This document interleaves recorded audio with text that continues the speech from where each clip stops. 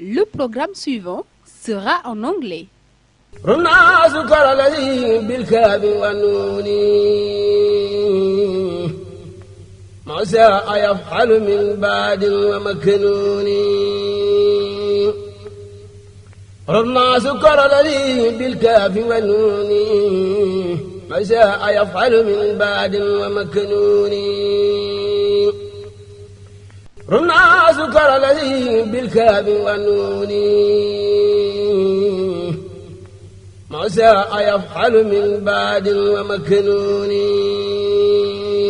Assalamu alaikum wa rahmatullahi wa barakatuhu. Welcome to Echo from TOUBA once again. July 28, Sheikh Ahmad Bamba Day over in New York City, and proud at the same time to have an honorable guest, Professor Sheikh GAYE, associated professor, teaching right now French at the University of Schenectady in New York State, close to Albany. A writer, someone who has already a PhD from Cheikh Anta Diop University, someone who've done a lot of researches and wrote a couple of books, and also being coordinated with many writers like Mariam Abba, Malika Mukaddem, Calix Bayala. Those are prize-winning Cameroonian, very popular in his or her writings from around the world. We happy today to have the professor, Mr. Sheikh GAYE. Sheikh GAYE, welcome to Echo from TOUBA. Thank you, S.Fallou, for inviting me. Right. This is an honor, and as you said, today being Bamba's Day, July 28th, where the celebration is going on in New York City. Absolutely. What a beautiful coincidence. MashaAllah. But it's all Salam to all our brothers over there, and also the Sheikh. The Sheikh.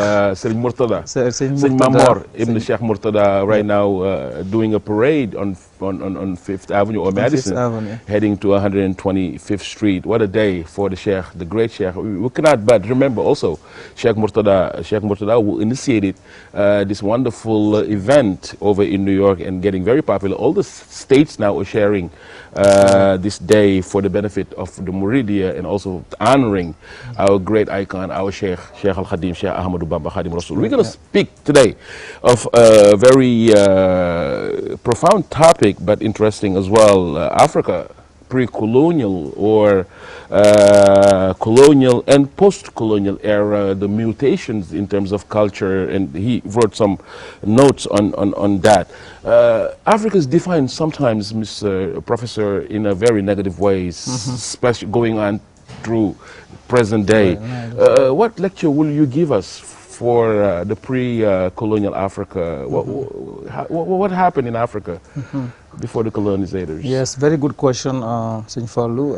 Indeed, I did some research dating back to pre-colonial Africa. Growing up in a village, a very small village called Tentouab in the Sine region, in the region of Fatick. MashaAllah. The Serer village. The Serer village, right. Yeah, called Tentouab. Different from the Tentouab from Boer that everybody knows. That's what I know, yeah, right. Exactly. Right. Exactly. But I grew up obviously under the shadow of my father. My mother passed away early on when I was 11. But my father, growing up and looking at my father, almost torn between two realities. He was a sound MURIED, even participated in the mosque construction because he was born in 1906. So I remember him telling me that we used to bring bricks, small stones, you know, at the time at Sheikh Al-Mustafa was Khalif, Sheikh Mustafa Khalif was Khalif. Exactly. And he was a disciple of GAYE Fatma, Sheikh Mbake, and he used to cultivate a piece of land that belonged to him, obviously, you know, in the name of the Sheikh, the Mughal that GAYE Fatma used to have in Kaulak. And he used to take me because he named me after GAYE Fatma, Sheikh Mbake, exactly. And as a kid, I grew up looking at him. But whenever someone was really sick in the village, I also saw my dad taking them to a private sacred space in the house, you know, to give them a sort of libation, you know, bath, exactly, to help them. And that I said, wow, this is not definitely Islam, but that's how strong the traditional beliefs were. And I grew up coming to the university. I was interested in knowing more about these traditions. So when I was doing my master's degree, I asked one of my professors that I wanted to do research on African epics focusing on the Serer community.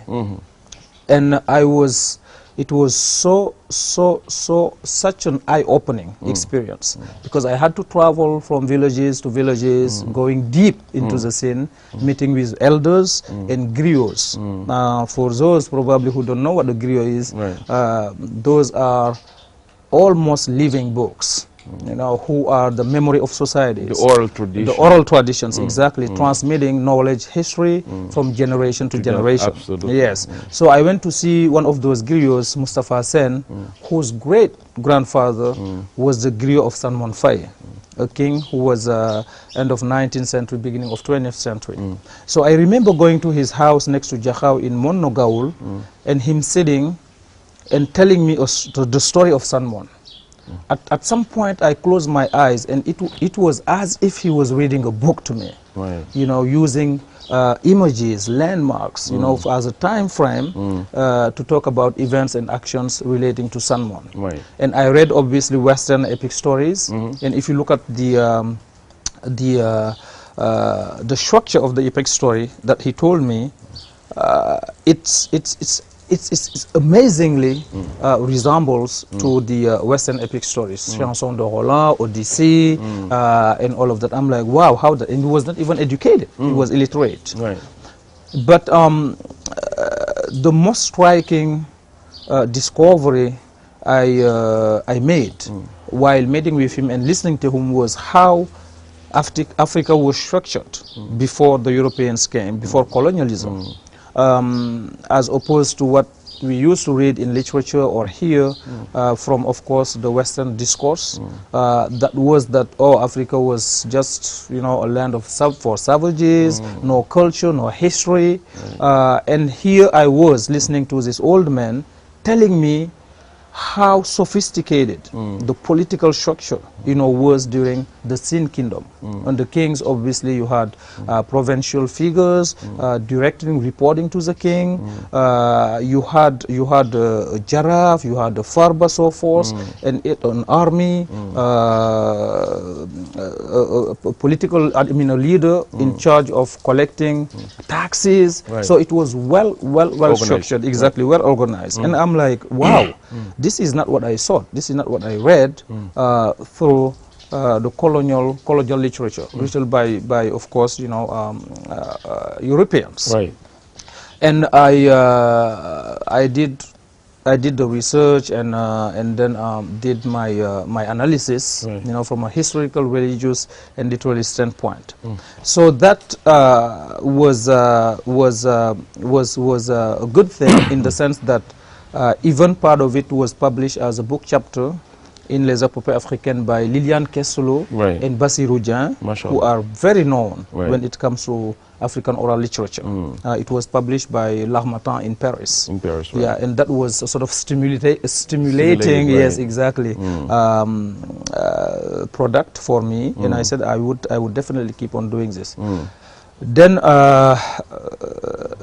I left Senegal in 1994 to go to the United States to do a PhD at the University of Connecticut, where I focused my study on again the sort of continuity from pre-colonial now to colonial, looking at even more at the colonial era, but also at the post-colonial era. Exactly. So to stay in that pre-colonial era, there has to be a similarity between all these cultures, like the Serer culture, the Pearl culture, all of the Mandinka. That means, like you said, Africa was very structured, very organized in terms of society, and so So what happened when the Europeans came? What they did? They just blow away this kind of way of living, or they teach them another way of life? Yes, very good question too, Mr. Gaye, because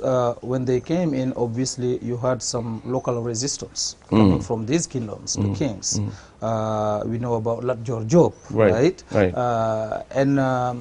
But unfortunately, the local traditional states were not that powerful, divided. We have to say that, because some of them became were led by Muslim clerics, fighting obviously the very traditional leaders who were still very attached to those African traditional animism and exactly traditional beliefs. So the French came in, the English came in and tapped into those divisions and wars between these kingdoms and used the politics of division, divide to govern. Exactly, by siding with some of them, arming some of them against other ones. So that was the military strategy they did. I think another strategy the Europeans came with was also through schools and churches, obviously. So you had religion, you had culture also, put in place, because for us in Senegal, French became the official language, taught at school. The local languages, forget about them. They were put aside to the extent that there was a sort of psychic alienation. Wow. You had to be French, really to feel, and even to have those social privileges. You had to really speak French and almost behave like French to be to sort of distinguish yourself from the mainstream Senegalese.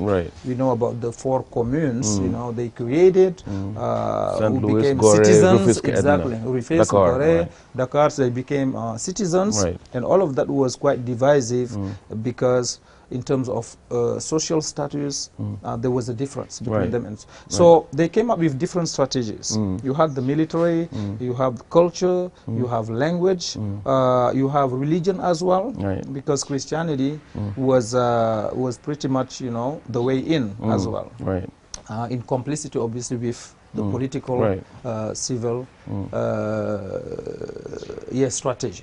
So you have European who came now, and there's the remnants of African culture. Obviously, some African converted to Islam. Another group converted to Christianity, and most of it, a lot of them stayed in former beliefs. I mean, African beliefs. So how these groups got together to go against the Europeans? Is it was hard for them? They got together, they united themselves, or they went on a separate way? Well, I think it was quite complex, because again the divisive strategy kind of worked quite well. You had French missionaries, for example, who went deep in villages. There's this famous missionary. While I was doing my research, I came across it. I could not believe it. His name was Henri Gravin, a French missionary who wrote La Civilisation Sérère. A powerful, very insightful research-based book. You read it, you know the Sérère culture deep. And I was like, whoa, was this written by white men? And it was. But again, they were able to really... you can see they were amazed by that culture of Sérère people. Those who really put that effort forward to know better, they were amazed. They were amazed by what they found. So it wasn't easy, but I think the Europeans succeeded. If you look at what's happening now, or even the post-colonial era, even now in Senegal, from a visual standpoint, you can see that psychic alienation from a physical, from a non-physical standpoint. Definitely. The more French you sound or look, I guess the better you know society, sort of Right. Oh yes, yes. Absolutely. So those people, I mean, those cultures, like you said, you just described how they find their way in or out of that system. And every of those part, they had really, they produce some people who just stand out. Like if it's the converted Christian or who went to French school, we cannot but name Leopold Senghor, who was, by the way, Serer, yeah. and who wrote a tremendous amount of books in poetry and in African literature. Right. But also there's others like Sheikh Anta Diop. You mentioned Chinua Achebe. Right. There's Mongo Betty. Mongo Betty. So before we got into the other part, who really who got involved in Islam, this particular group, what was their role in that situation? So the first African intellectuals, including Leopold Sedar Senghor, Birago Diop, to some extent even Ousmane Sembène. Ousmane Sembène, although he was autodidact, Right. but he really amazing. In images, in cinema. Yeah, in cinema. Right. In the 30s, a group of intellectuals, black intellectuals, met in Paris, you know, all studying. So we had Aimé Césaire, who came from Martinique. Right. Senghor came from Senegal. Absolutely. Damas from French Guyana. Right. Birago Diop also from Senegal. Even the Jamaican. Yes, right. exactly. So they met there, and even the Harlem Renaissance Right, too, you know, right. because there was a lot of traveling Right. between the African Exchanges American between these intellectuals, groups, right. exactly, Right. going to Paris. So they met together and said, wait a minute, the French are telling us that it's all about liberté, fraternité, the motto égalité, the motto of the French Revolution of the 1789 French Revolution. 1940, when France were occupied by Germany, the Allies came, but we had African soldiers as well, you know, involved with the war. During the fighting, French wars, yes, right. exactly, fighting for the French, because in those days, most of African countries were still French colonies. Right. So these intellectuals got together and said, wait a minute, the German occupation is going on.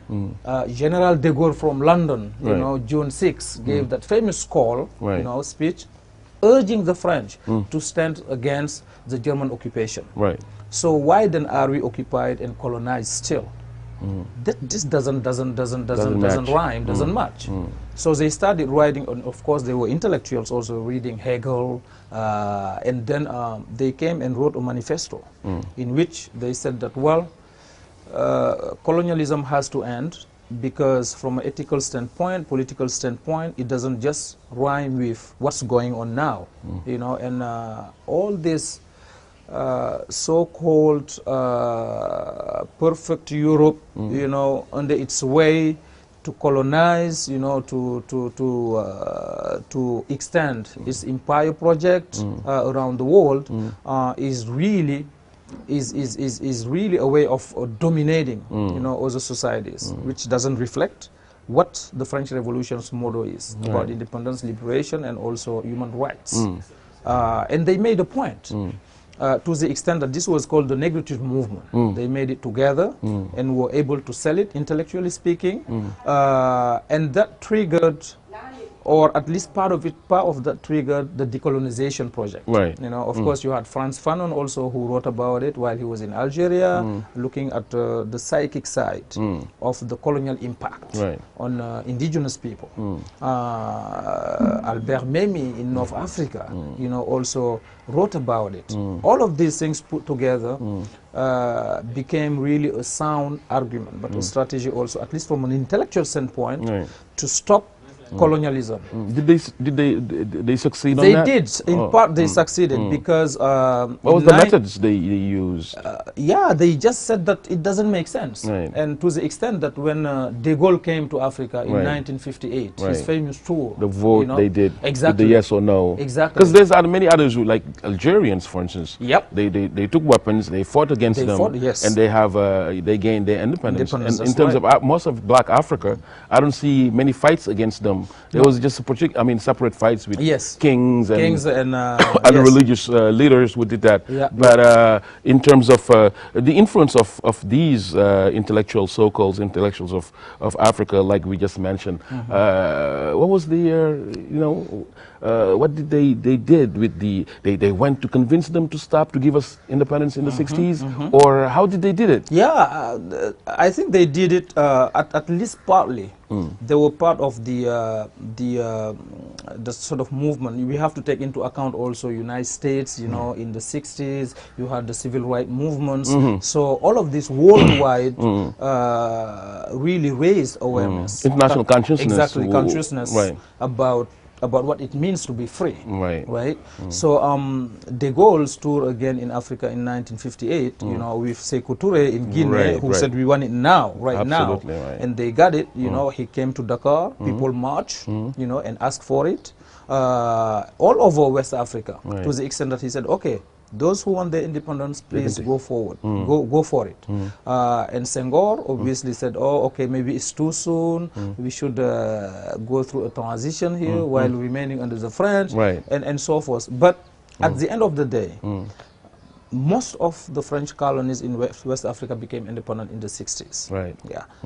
Due again to that intellectual uprising, mutations that happen from around the world, obviously. And also, so this group, you gave us a brief lecture of how they managed to do it using their intellectual capacities. And now there's another group, which is the religious group, coming from Africa as well, from different ethnic group. We can mention El Haj Omar, we can mention Maba Diakhou Ba, others Khalima Diakhaté-Kala, Mamor Anta Sali, Al Mahdi, the Wuramadi, but also Sheikh Ahmadou Bamba, Hadj Malik Sy.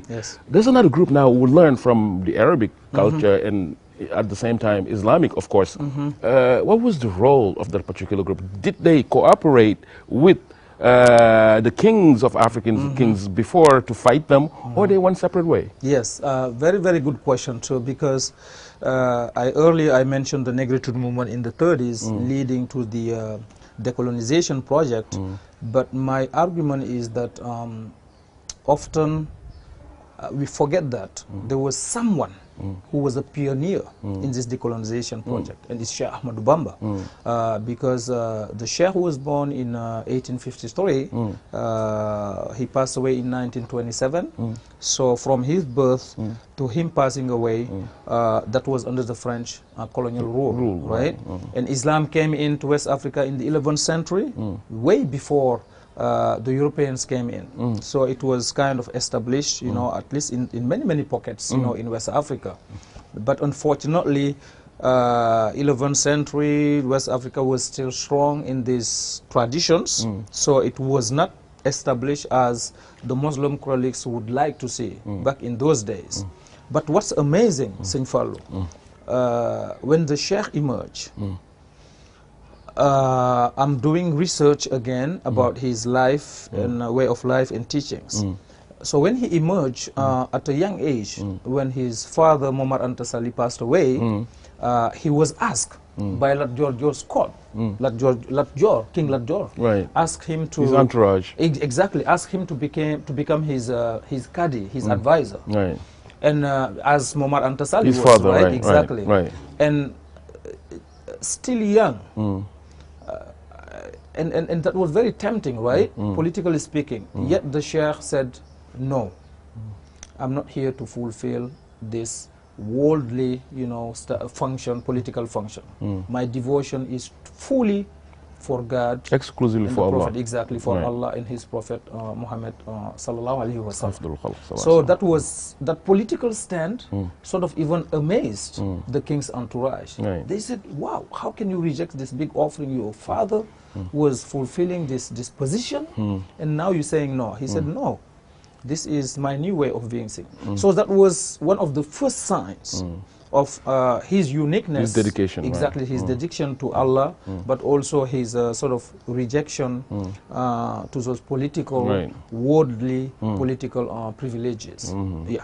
And obviously, I think I'm still doing a lot of research in this, but I think that some of the pillars, his strategies, what made him successful, and to me, I think that what makes him a model, an alternative discourse, as I said, to what's going on now. We mentioned the colonial era, post-colonial era, but we are at the era of globalization as well. Exactly. Now, before we really focus on his intellectual capacity, his legacy, and because when they came in, they just before the Sheikh came out and really showed up, they were like Suleiman Baal, you know, there was like I told you, Samori Touré. Yes, Samori there Touré. was also like I told Al-Mahdi. Yes. You know, they killed also Serigne Koki. Yes. Many were really brutally killed. So that means I'm talking about as a whole, how really they did with that Muslim community who stood against their way. What the French did to them. Right. It was again war everywhere, because we had traditional leaders who were not even religious. I mean, in an Islamic way, who stood. We mentioned like Job earlier. You had also other Muslim clerics who were leaders in their communities who fought against the French. You mentioned Samori Touré, El Haji Omar Tal, Maba Jahuba. You know, all those religious figures sort of stood not only against the French but against also the local traditional state leaders. You know, but I think that what they did was also to or what was going on back in those days also is really a sort of a violent jihad. Maba Jahuba, El Hadj Omar Dar, Samori Touré, they tried to use violence to sort of impose Islam, you know, to local indigenous people all across West Africa. That was a problem, obviously, because there was a lot of resistance to that. To come back to the Serer people, for example, they moved when the 11th century Islam came in, the Almoravid movements, you know, the Serer, very attached, of course, to their tradition, had to move, you know, from the north, the Futa region, down to the east central region now, to where they located now in Sin, just not to convert. Not to be converted. So that's how local resilient they were. Very resilient, exactly. And that's how devoted, you know, to their traditions and attached to it. And there's a logic in that, because this was thousands and thousands of years. You know, you can't just come in and change overnight, right? And what's amazing about Sheikh Ahmadou Bamba is that he was able to understand the local psyche, understand, you know, the past, although he was against it, obviously, because he was against any sort of association, syncretism, right? He was against that. But he was able to create spaces in which local people, Senegalese people, could really identify with in terms of in so many ways, from an economical, social, familial, you know, structures and stuff like that. So there's a story actually about the Sheikh and one of the Sin kings, you know, when the governor in Saint Louis asked all this, accused him. So there's Bursin Kumandofen. Bursin Kumandofen who stood up and said, no, I think he was the only king actually who stood up and said, although he was an animist, he was not even converted yet, but he said that this man, everybody know him as a holy man, a saint man who just goes by his beliefs, you know, his practice, his devotion to Allah and his Prophet sallallahu alaihi wasallam. So that anecdote shows you how Sheikh Ahmadou Bamba was at least observing, you know, and trying to get into these populations, you know, psyche, way of life, beliefs, you know, and seduce them, you know, and get them convert themselves, instead of forcing them using violence to convert them. MashaAllah. And of course, non-violence. Again, people, when you say non-violence, people think of Mahatma Gandhi, for example, in India. Yes, but people think of Martin Luther King, right? Even to some Nelson extent, Mandela. Nelson Mandela, Right. exactly. But the Sheikh was a pioneer. He was born. He was actively engaged, right. you know, in politics, I would say, you know, way before them, but using the path of non-violence. We're going to come back to that when we go and study a little bit the globalization part. But now, there's three groups now under one flag. This is Senegal. This is a group that has been mentally colonized and taught by the French. This is another group that are Islamized, who believe in Islam, and Sheikh Al-Khadim we're talking about is part of that group. But there's a third group who's still attached to the their own cultural, the real Serer. Yeah, that's right. You know, still attached to their culture. All of them under one flag, with an educational system that, you know, taught you, and you had your PhD in Cheikh Anta Diop University. And with that intellectual background, and, you know, you went to America, discover another continent. What did you discover there? What culture you saw when you went in America? In what year you did? Yes. What year you went to America? I went. I left Senegal in 1994. 1994. Yeah, I did my PhD though in America. In America, at the University of Connecticut. In Connecticut, right? Yeah, not Cheikh Anta Diop. I did my up to my master's degree. Your master's degree, right? And then I left. So 1994. So there you are in America with a new culture, and you know, what did you learn over there? That's true. It's very interesting to say, but now after living about over 20 years, you know, in the States, and having gotten my education also there, and as you mentioned earlier, being a teacher at Union College, I can say that there was a culture shock? Yeah, in the beginning, definitely, because I live in a small state in Connecticut, very cold, the snow and all of that. It was very tough, that's for sure.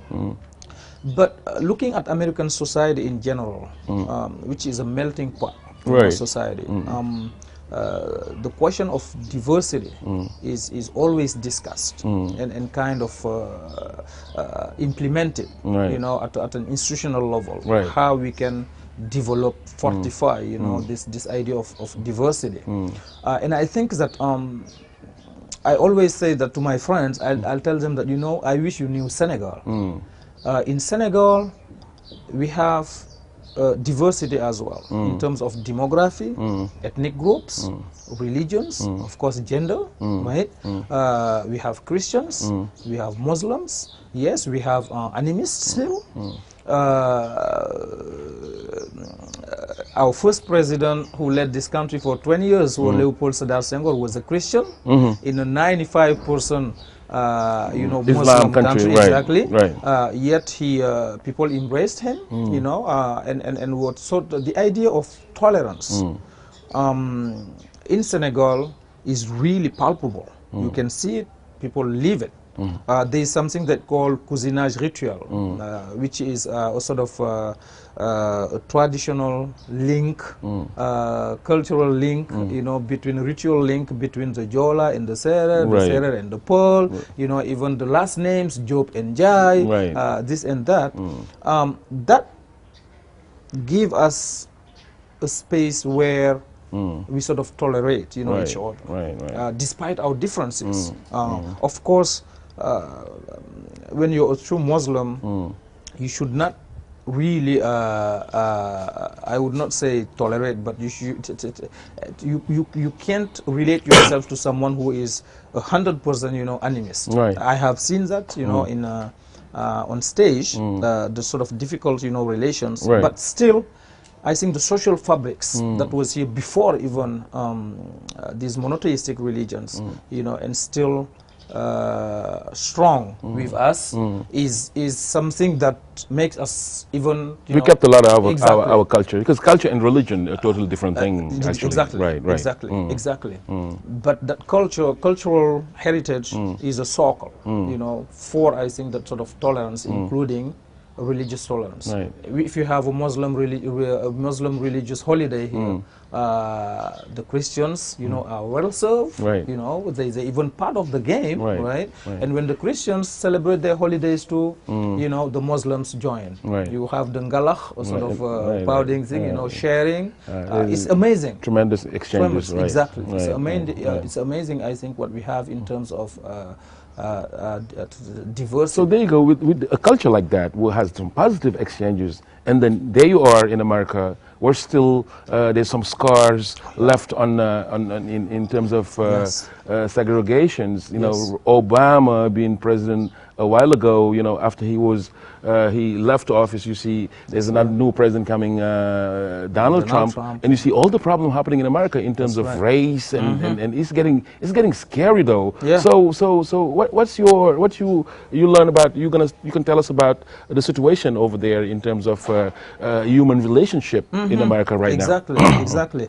In some of the courses I teach, advanced levels, we call them, whether it's a sophomore research seminar or modern literature in translation course that I teach in English, I try to include or insert, you know, this cultural background, you know, from Senegal that we just mentioned a few seconds ago, into my teaching to show them that being different doesn't mean violence, doesn't mean hatred. I think we could even tap into that diversity to make society even stronger, because it's just different agents building together, constructing together. You know, that can only lead to some very positive thing. But you're right. I think the United States of America, it's a different country. It's a young country. You know, the New World is very recent. I mean, Not that recent. Yeah, not that recent. Since the 1400s. Right. We're still learning about, you know, race relationship. Yes. Isn't it a shame though? Yes. But I think that also that has to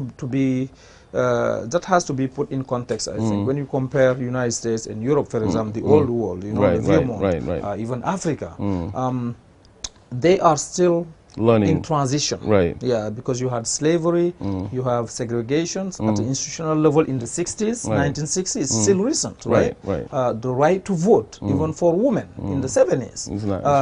So all of that, that legacy, I think, is still has its some scars, right, as you said, exactly, to the extent that and for my brothers and sisters, the African American community, also I always tell that we need to be a little careful when it comes to them, because you can't really blame them. Some do, saying that, oh, this and that, they are this, they should be this and that. But it's a community without reference. You know, we Africans, when we come to the United States, we know where we're coming from. We know who we are. We're proud of ourselves. You know, our cultural heritage. Right?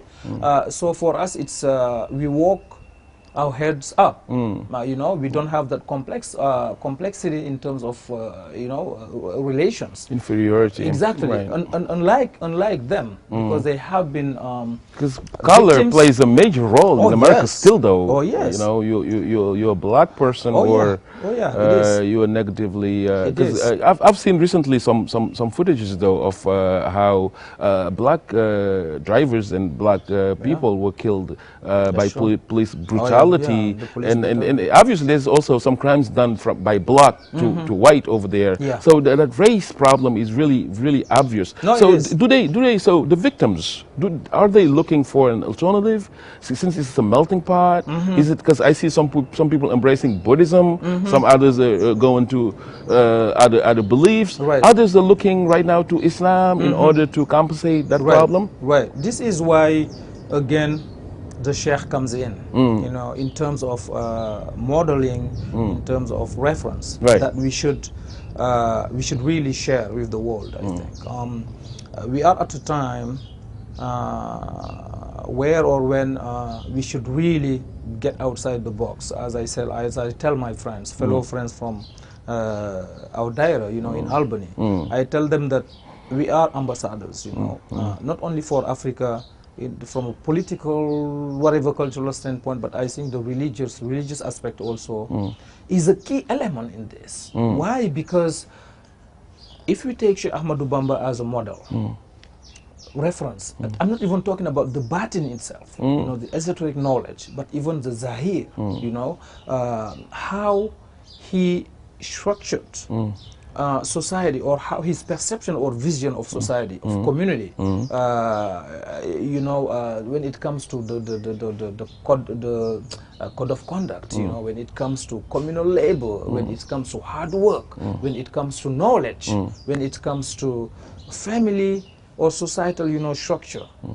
That are things that one can tap into to really get organized and move forward in a very, very positive way. Right. And I think we should keep sharing this with our brothers and sisters, you know, in America, but even everywhere. And this is why you have daira everywhere in Europe and United States. Right. Some are small, some are big. Right. The one in New York City, the one in Cincinnati. It's called Micah. Yeah. Micah, or MURIED Islamic Community of America. Of America. They have many houses over there. Oh, yeah. In New York, Atlanta, and many other places where you can go and find documents on Sheikh Al-Khadim. Yes. They have mosque over there, residence for right. whoever who visits America, and those houses are doing tremendous work, propagating.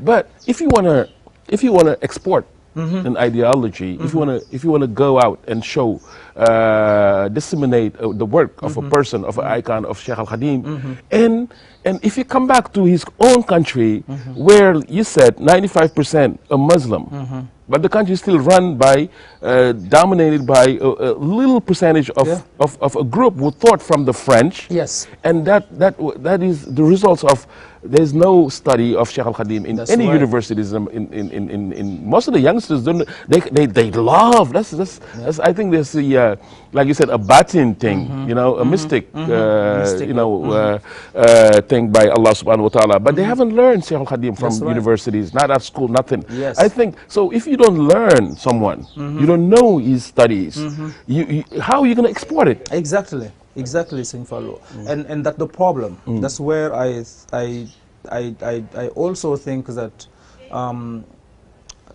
colonialism has done such a damage, you know, in former colonies, that we are still suffering from it.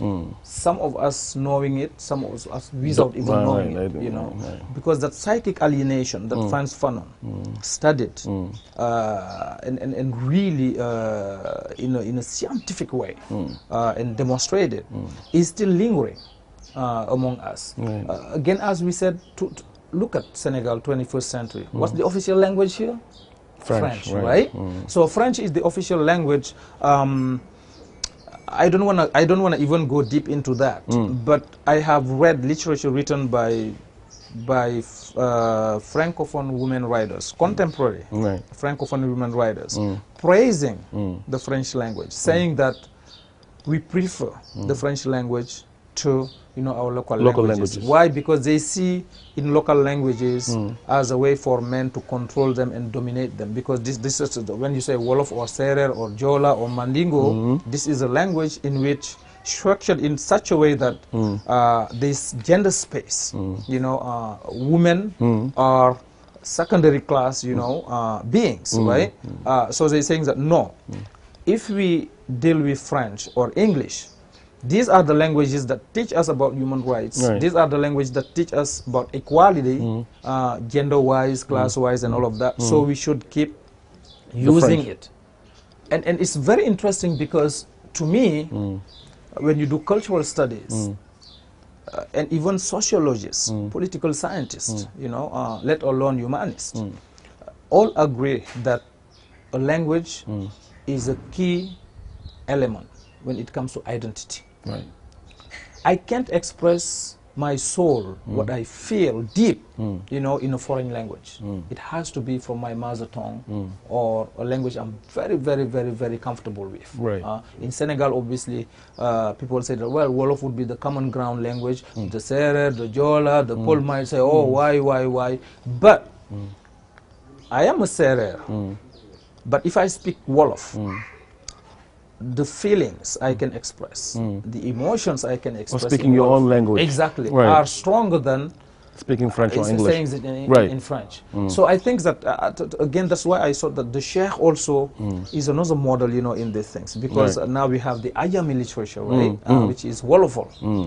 My brother, exactly. And many others, of course. Right. My colleague Fallou Ngom, Professor Ngom, has translated Serigne Muhammadu Nia's, you know, Jajaru Serigne TOUBA. That's the only translation from Wolofol to English. Right. You know, he's in America? In America. Yeah, he teaches in America as well. Mashallah. I was looking for it actually everywhere to Coloban to see if I could get the book. I haven't, but I have the translation. Mashallah. Obviously, some Africans and intellectuals succeeded on just learning other languages and stay put in their own culture. Like you say, you're not disturbed by English or French. Still, you have your strong beliefs and roots of Serer culture. But obviously, others, like you said about the lady, many also fail to embrace their own cultures and lost that contact with their own. And of course, after you've been taught for 50 years, it's going to be, of course, some problems. Our show is almost over, though. I wish we had much more to talk about, especially on the 28th of July, which is Sheikh Ahmad Bamba Day. Again, someone that the world needs to know. His memorabilia, like I always said, is just tremendous. He wrote a lot, many. The day he passed away, there was only in his own compound, in his house, over 7 tons of written books. Most he did in Gabon during his exile time. So many books that the even world doesn't know yet is something to discover. Alhamdulillah, we have intellectuals and professors like Sheikh Mbacké Ndiaye and many others. I mean, teaching in various universities from around the world, in America, in England, France, and many others. So it's about time that Africa also, Senegal in particular, takes the lead in terms of teaching the writings, the heritage, or the legacy of Sheikh Ahmadou Bamba Khadim Rasoul, and many others also, like El Hadji Malick Sy and Sheikh Omar Foutiyou Tall. Many brave Africans really who fought, who brought a lot in Islam, and still universities is not teaching them. Sheikh Mbacké, alhamdulillah, and thank you for participating in this show. We'll be just asking some other question while we stand up and finish up with this show. Hopefully we're gonna I can't finish, I mean, without saying Assalamu alaikum to our Sheikh, Sheikh Mustafa. Yes. Ibn Sheikh Gaynde Fatma. That's right. Inshallah. That's right. And I'll let you the time to say hi to him, inshallah. Yes. Hello again, Sej Mustafa Mbacké.